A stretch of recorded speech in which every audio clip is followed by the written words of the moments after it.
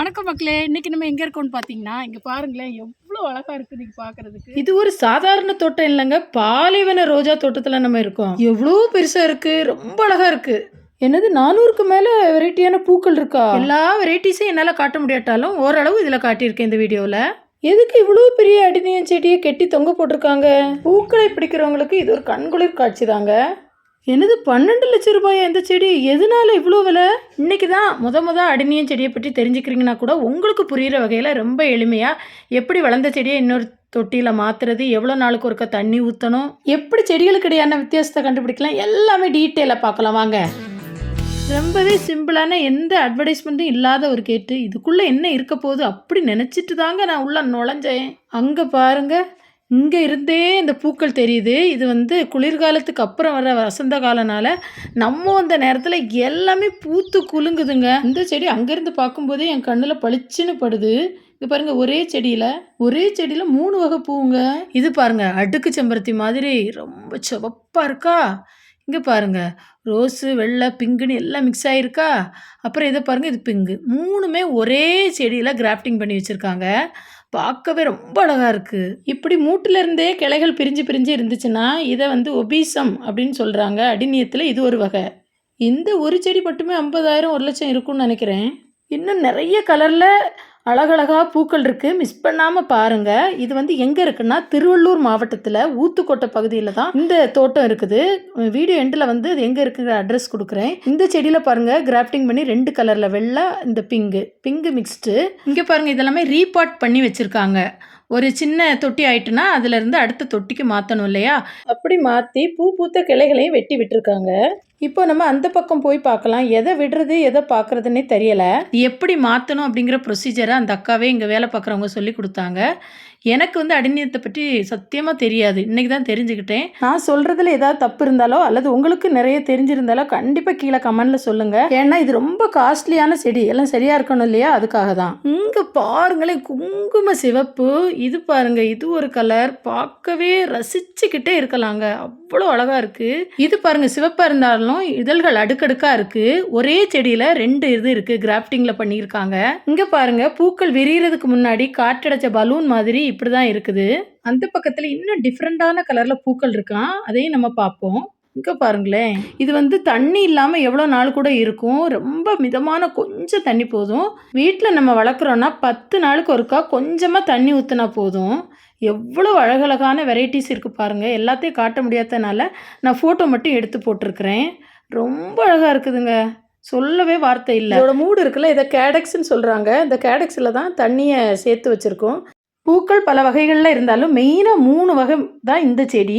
இந்த நீளமாக உயரமாக இருக்குல்ல, இதோட பேர் அடினியம் சோமலன்ஸ். கரெக்டாக வச்சிருக்கிறேன்னா தெரியல, இன்னைக்கு படித்தது தான். இங்கே வந்து பேராங்க நமக்கு முக்கியம். இந்த பூவை இங்கே பாருங்களேன், இது ஒன்றுங்க எவ்வளோ அழகாக இருக்குது, வரைஞ்சி வச்சது மாதிரியே இல்லை.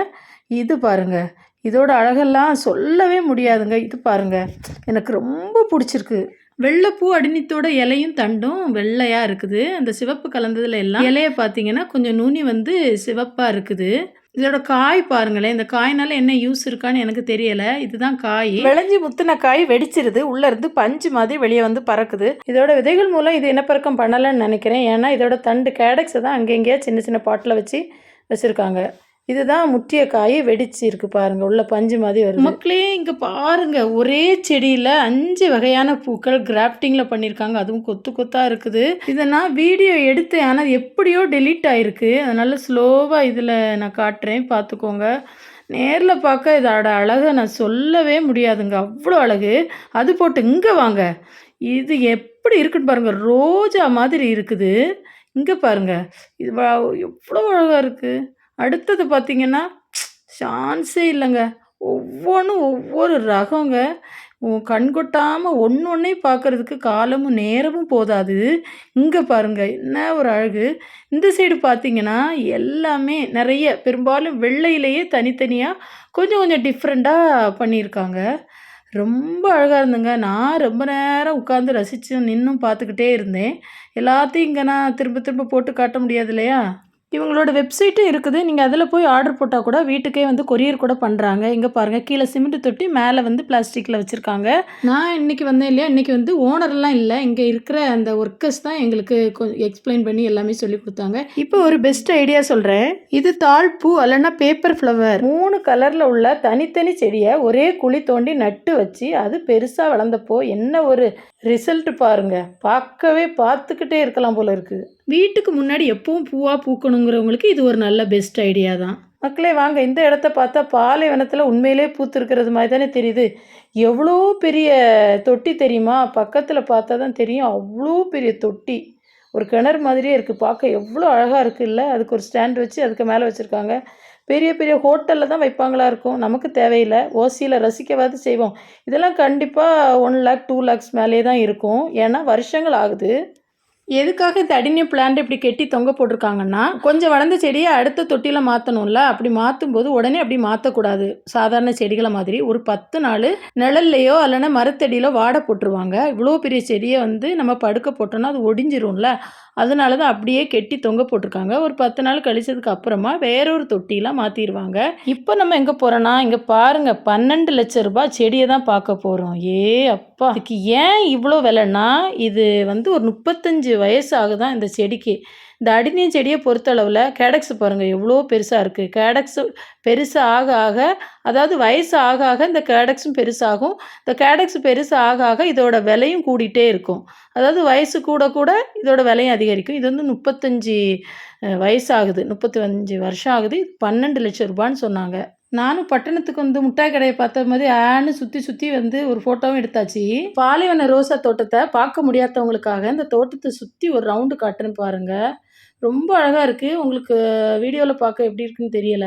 திருவள்ளூர் வந்து ஊத்துக்கோட்டைக்கு வந்தீங்கன்னா கண்டிப்பாக இங்கே வந்து பாருங்கள். அடினியம்ஸ் இந்தியா, ஊத்துக்கோட்டை மேட்டுக்கண்டிகை அப்படிங்கிற இடத்துல தான் இது இருக்குது. 100 ரூபாயிலேருந்தே இருக்குங்க. நம்ம பட்ஜெட்டுக்கு ஏற்ற மாதிரி எல்லா சைஸ்லையும் இருக்குது, வாங்கிக்கலாம். பாருங்கள், இந்த 2 செடியும் பார்த்தோன்னே வித்தியாசம் தெரியுதுல. இது ஒபிசம், இது வந்து ஃப்ரீஸ் பண்ணி காட்டுறேன். அடினியம் அராபிக்கோன்னு நினைக்கிறேன். கரெக்டாக தெரிஞ்சுன்னா கமெண்டில் சொல்லுங்கள்.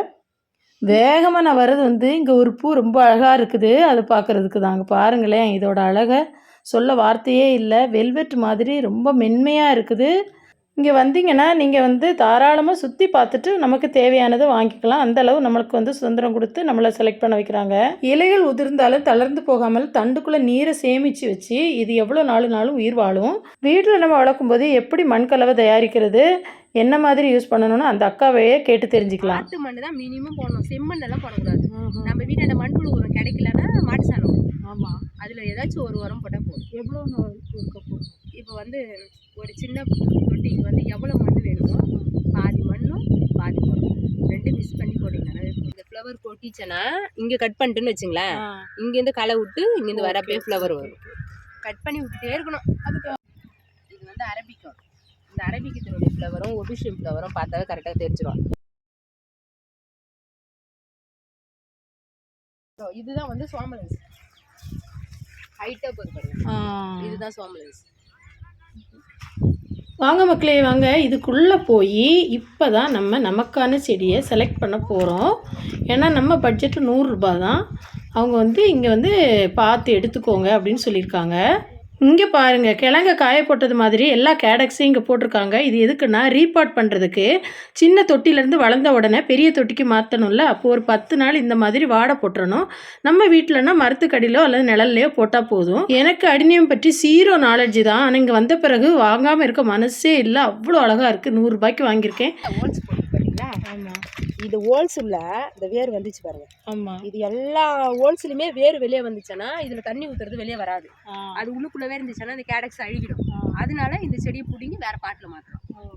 அது மாற்றுறப்ப வந்து உடனே பிடிங்கி நம்ம செம்பருத்தி செடி அதெல்லாம் உடனே பிடிங்கி உடனே வைக்கலாம், அது மாதிரி வைக்கக்கூடாது. இதை பிடிங்கி மினிமம் ஒரு 10 நாளுக்கு மேலே ஒரு மரத்தடியில் போட்டு நல்லா காஞ்சி உடனே, அதனால தான் அங்கே தூக்கி கட்டி எடுத்து போட்டுட்டு உடனே அப்புறமா தான் வேறு பாட்டு வைக்கணும். அது இந்த கேடக்ஸ் வந்து ஃபுல்லாக உள்ளே இருக்குது. நல்லா மேலுக்கு தூக்கி சும்மா இந்த கொஞ்சமாக இருந்தால் மட்டும் போதும். இந்த இடத்த விட்டு போகவே எனக்கு விருப்பமே இல்லை. இந்த வீடியோ உங்களுக்கு பிடிச்சுன்னா கண்டிப்பாக லைக் பண்ணுங்கள். யாருக்கெல்லாம் இந்த ஃப்ளவர்ஸ் பிடிச்சிருக்கோ கண்டிப்பாக இந்த வீடியோக்கு லைக் பண்ணுங்கள், கமெண்ட் பண்ணுங்கள், உங்கள் ஃப்ரெண்ட்ஸுக்கு ஷேர் பண்ணுங்கள். பாய். எப்போது போல் நாம் எப்போதும் நல்லது நினைப்போம், நல்லதே நடக்கும். பாய்.